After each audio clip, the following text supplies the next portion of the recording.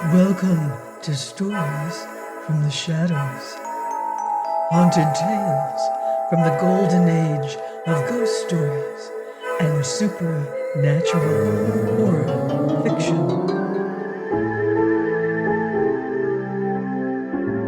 I'm Mardell, reading Sweeney Todd. Chapter 10. About this time, while the incidents of our tale are taking place, the pious frequenters of Old St. Dunstan's Church noticed a most abominable odor throughout the sacred edifice. A ponderous stone was raised in the flooring. The beadle, the churchwarden, and the workmen shrank back. Back. They could go no further. "Ain't it a horrid smell?" said the beadle. A gentleman plainly dressed advanced. He was no other than Sir Richard Blunt, the magistrate, who had been consulted by Colonel Geoffrey as to the disappearance of Thornhill. He had taken great interest in the case, and was endeavoring to unravel the mystery. "Gentlemen," said he, "if what I expect be found here, we cannot have too few witnesses." The workmen were dismissed. Sir Richard took a paper from his pocket and unfolded it. "From this plan," he said, "the stone which I have raised discloses a staircase communicating with two passages. I have instructions from the Home Secretary to use my own discretion in this affair. I will, therefore, with one of my officers, descend to the vaults." Sir Richard and Crotchet, the officer, both commenced the descent. On their return, Sir Richard looked ghastly pale. He had evidently seen something which had shaken his strong nerves. After the stone was replaced, the magistrate gave a signal to Crotchet to follow him. "Now, Crotchet, no one for the future is to be shaved in Sweeney Todd's alone." "Had we not better grab him at once?" said the officer. "No, he has an accomplice, or accomplices." The stone was replaced, and Sir Richard gave a signal to Crotchet, and they both left the church together. "Now, Crotchet," said the magistrate, "I will give you further particulars confided to me. It appears Sweeney Todd's shop boy has also disappeared, and he placed a notice in his window requiring another. Now, Miss Oakley, being convinced that Thornhill is no other than Markenjestry, a former sweetheart of hers under an assumed name, and that he has been kidnapped or murdered by Sweeney Todd, has disguised herself as a boy, and been engaged by the barber. It is a dangerous game, but she is a brave girl, and I am in communication with her.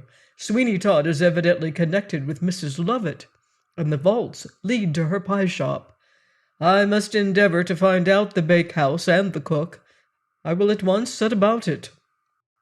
After parting with Sir Richard Blunt at Temple Bar, Crotchet walked up Fleet Street, upon Sweeney Todd's side of the way, until he overtook a man with a pair of spectacles on and a stoop in his gait as though age had crept upon him.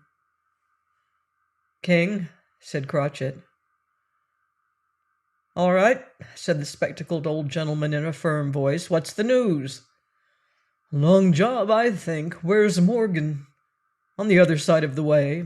"Well, just listen to me as we walk along, and if you see him, beckon him over to us."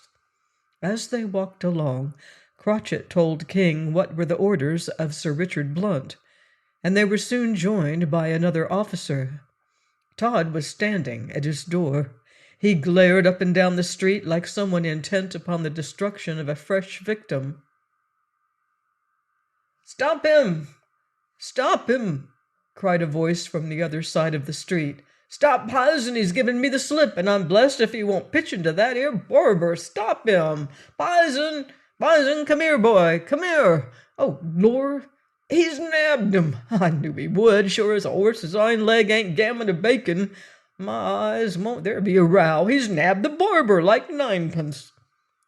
Before the ostler at the Bullfinch, for it was from his lips this speech came, could get one half of it uttered, the dog, who was known to the readers by the name of Hector, as well as his new name of Pison, dashed over the road, apparently infuriated at the sight of Todd, and rushing upon him, seized him with his teeth. Todd gave a howl of rage and pain and fell to the ground. The whole street was in an uproar in a moment, but the ostler, rushing over the way, seized the dog by the throat and made him release Todd, who crawled upon all fours into his own shop. In another moment he rushed out with a razor in his hand. "Where's the dog?" he cried. "Where's the fiend in the shape of a dog?" "Hold hard," said the ostler, who held Hector between his knees. "Hold hard, I've got him, old chap." "Get out of the way, I'll have his life." "No, you won't." "Huh," cried a butcher's boy who was passing. "Why, that's the same dog as said the barber had done for his master, and collected never such a lot of halfpence in his hat to pay expenses of burying 'em." "You villain!" cried Todd. "Go to blazes," said the boy. "Who killed the dog's master?" "Who did it? The people began to laugh. "I insist upon killing that dog," cried Todd. "Do you?"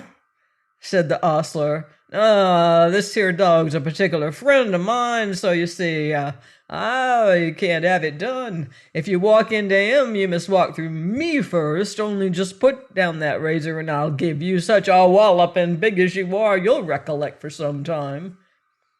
"Down with the razor! Down with the razor!" cried the mob, who was now every moment increasing. The people took the part of the dog and his new master, and it was in vain that Sweeney Todd exhibited his rent garment as to show where he had been attacked by the animal. Shouts of laughter and various satirical allusions to his beauty were the only response. Suddenly, without a word, Todd then gave up the contest and retired into his shop, upon which the ostler conveyed Pison over the way and shut him up in one of the stables of the Bullfinch. Todd, it is true, retired to his shop with an appearance of equanimity, but it was most like the appearances in this world, rather deceitful. The moment the door was closed between him and observation, he ground his teeth together and positively howled with rage. "The time will come," he said, "when I shall have the joy of seeing Fleet Street in a blaze, and of hearing the shrieks of those who are frying in the flames. That I could with one torch ignite London, and sweep it and all its inhabitants from the face of the earth. Oh, that all those who are now without my shop had but one throat. How I would gut it!" He glared at the crouching boy, or rather Johanna, and seizing a razor, threw himself into a ferocious attitude. But at this moment the door opened, and a seafaring man entered his shop in haste, throwing himself on a chair, requesting to be shaved immediately. He appeared to have but lately returned from India or some other hot climate, for his features were well bronzed, and from his general aspect and conversation, he appeared to be a man of superior station in life. However, in this manner the barber reasoned, and came to the conclusion that he should have a good morning's work. "A fine morning, sir," said Todd. "Very," said the stranger, "but make haste and accomplish your task. I have a payment to make to a merchant in the city this morning by 9 o'clock, and it is now more than 8:30. "I will polish you off in no time," said the barber with a grin. "Then you can proceed and transact your business in good time. Sit a little nearer this way, sir. The chair will only stand firmly in one position, and it is exceedingly uncomfortable for gentlemen to remain, even for a few moments, on an unsteady chair." "It is a maxim of mine, sir," said Todd, "to make everybody that comes to my shop as comfortable as possible during the short time they remain with me. 1/2 inch further this way, sir, and you will be in a better position." As he spoke, he drew the chair to the spot he wished it, which circumstance seemed to please him, for he looked around him and indulged in one of those hideous grins. Then, turning to Joanna, who appeared like a timid boy, said, Charlie, you can run over to Mrs. Lovett. Get a pie for yourself. Charlie left the shop. By this time the lather was over the seaman's face. He could not speak except at the imminent risk of swallowing a considerable quantity of soap that Todd had covered his face with. The barber seemed dexterously to apply a razor on the seaman's face, which caused him to make wry faces, indicating that the operation was painful. The grimaces grew more fantastic to the beholder, but evidently less able to be withstood by the person operated upon. "Good God, barber!" he said at length, ejaculated. "Why the devil don't you keep better materials? I cannot stand this. The razor you are attempting to shave me with has not been ground, I should think, for 12 months. Get another and finish me off, as you term it, in no time." "Exactly, sir. I will get one more suited to your beard, and will return in 1 minute, when you will be polished off to my satisfaction." He entered the little parlor at the back of the shop, but previously he took the precaution of putting his eye to the hole that gave a sight into the street. Turning around, apparently satisfied with his scrutiny, he went in search of the superior razor he spoke of.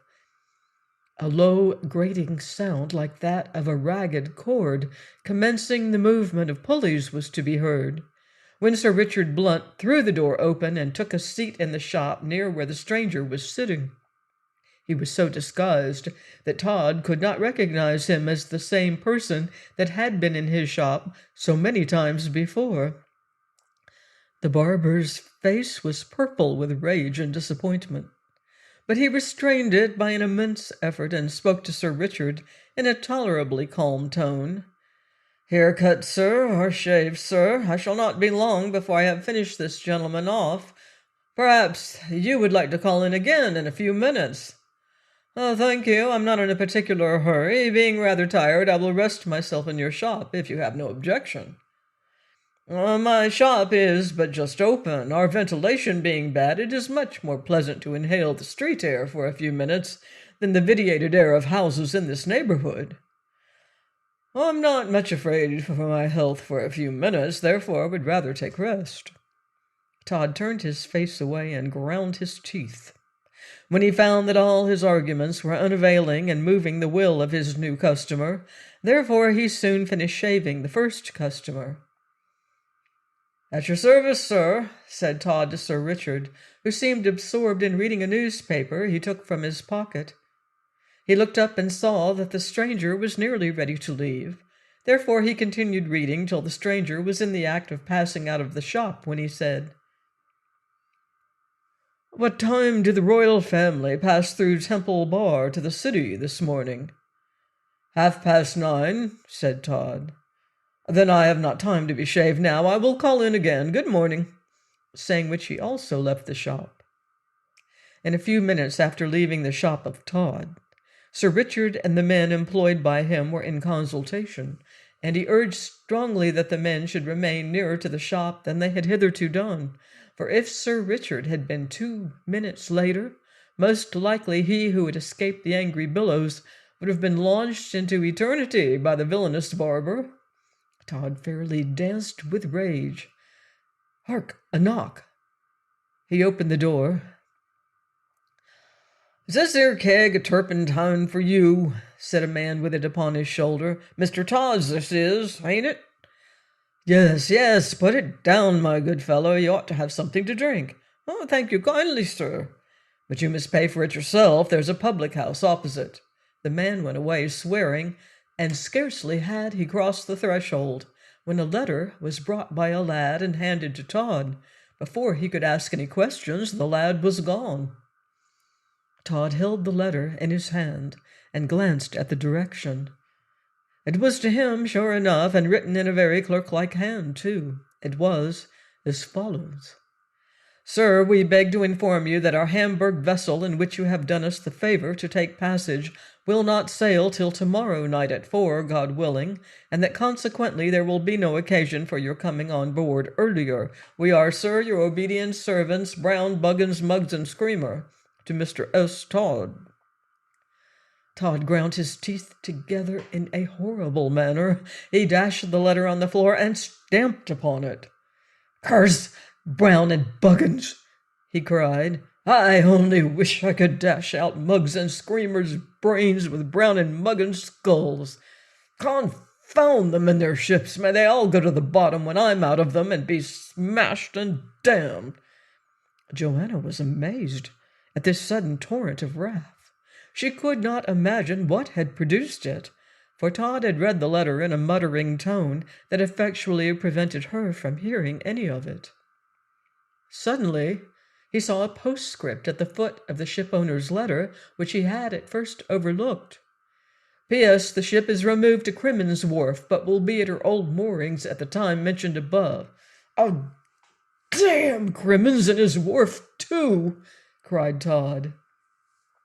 He flung himself into a chair and sat for a time profoundly still. During that period he tried to make up his mind as to what it would be best for him, under the circumstances, to do. Many plans floated through his imagination. He could not for a long time bring himself to believe that the letter of the colonel's was anything but a feint to throw him off his guard in some way. At length he got into a calmer frame of mind.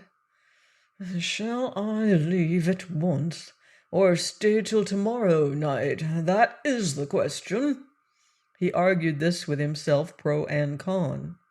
If he left, he would have to secrete himself somewhere all the following day, and the fact of his having left would make an active search, safe to be instituted for him, which would possibly be successful.